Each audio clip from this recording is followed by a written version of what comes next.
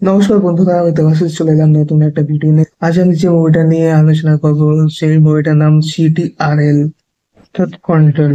এই মুভিটা নেটফ্লিক্সে রিলিজ করা হয়েছে। মুভিটা আমার দেখা হয়ে গেছে। তো বলে এই মুভিটা কেমন হয়েছে। এই মুভিটা আমরা প্রধান চরিত্রে অভিনয় করতে দেখবো অনন্যা পান্ডেকে।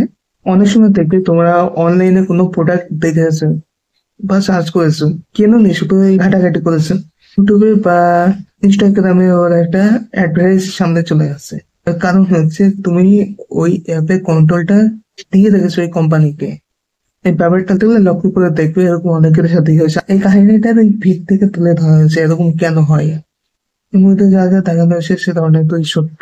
দেখবে তুমি নতুন কোনো অ্যাপ ইনস্টল করলে মোবাইলে তোমার অ্যাক্সেস চাই, আগে পিছু না ভেবে সেগুলো দিয়েও দিই।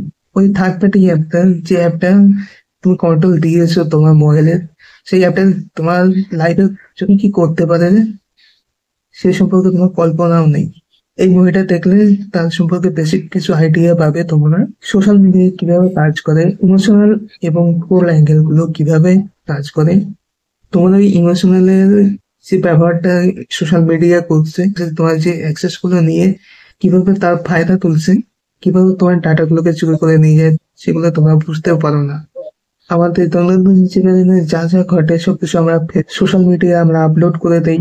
আমরা বুঝতে পারি না এগুলো আমাদের জীবনে কতটা ইফেক্ট ফেলতে পারে। ওইটা শুরুতে কিছুটা তোমাদের বোরিং ফিল হতে পারে, তারপর যে টুইস্ট এবং টার্মস গুলো দেখতে পাবে তোমরা, জাস্ট ওয়াও।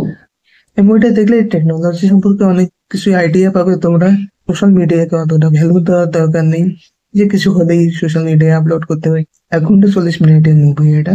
আমি তো বলবো সবার একবার দেখা উচিত এই মুভিটা। তো আজ এই পর্যন্তই, দেখা হচ্ছে পরবর্তী কোনো ভিডিওতে।